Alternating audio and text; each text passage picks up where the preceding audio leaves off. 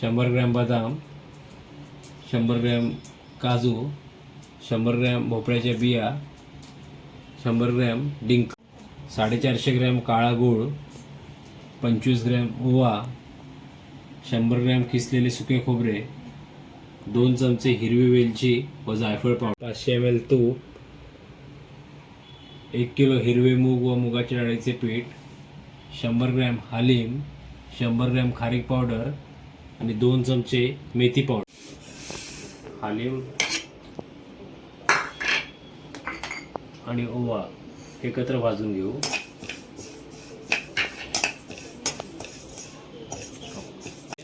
हे समजायचं की हे झालंय.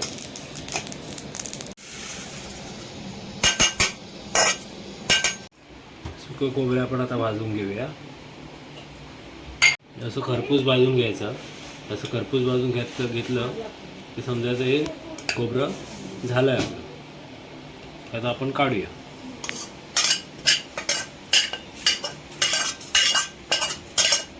भाजून घेऊ.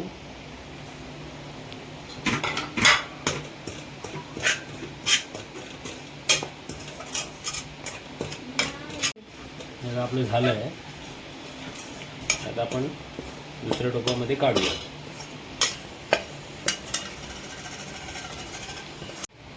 तूप घेऊया.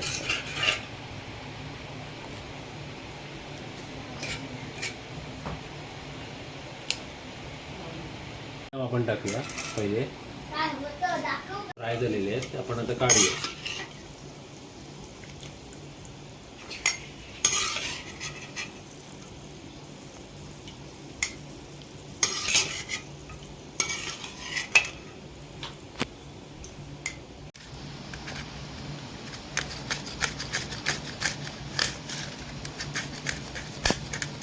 आपण आता काजू आणि भोपळ्याच्या बिया फ्राय करून घेऊ.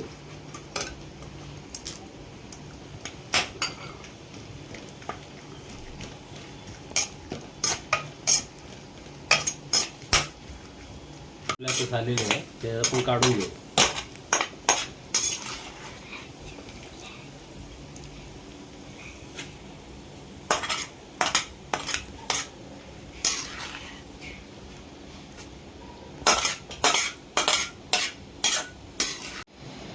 डिंक भाजण्यासाठी आपण तूप घेतलेलं आहे. 1 चमचा तूप आपण घेतलेलं आहे. आपण डिंक भाजून घेऊ.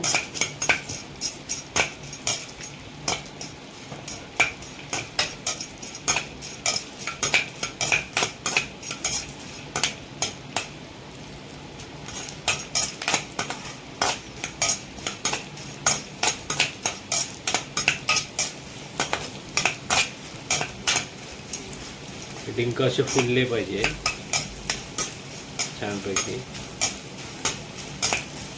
बघू शकता तुम्ही असे फुलले पाहिजे डिंक.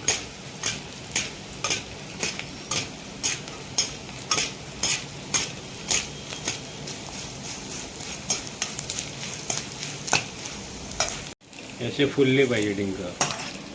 याला फुललेले डिंक आपण फुलले म्हटल्यावरती हे झाले डिंक ते समजायचे. आपण आता पीठ भाजून घेऊ.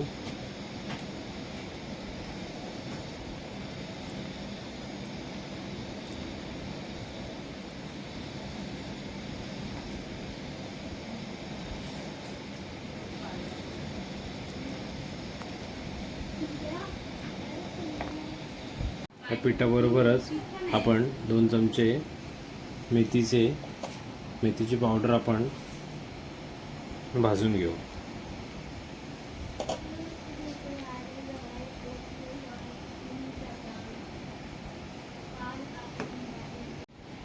हे आपलं पीठ आता झालेलं आहे. चांगलं भाजून तयार झालेलं आहे. ते आपण वेगळ्या टोपामध्ये काढून घेऊ.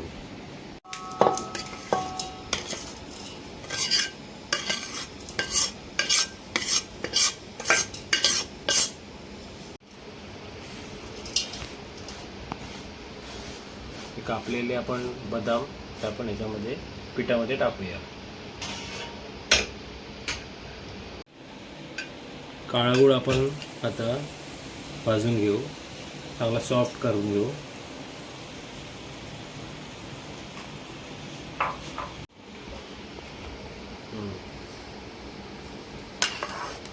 काळा गूळ आपण पूर्ण वितळवून घेतला.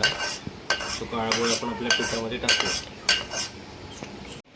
2 चमचे वेलची व जायफळ पावडर आपण तो वरून टाकूया, म्हणजे फ्लेवर चांगला येईल. आपण मिक्स करून घेऊया, चांगलं पीठ एकजीव करून घेऊया छानपैकी.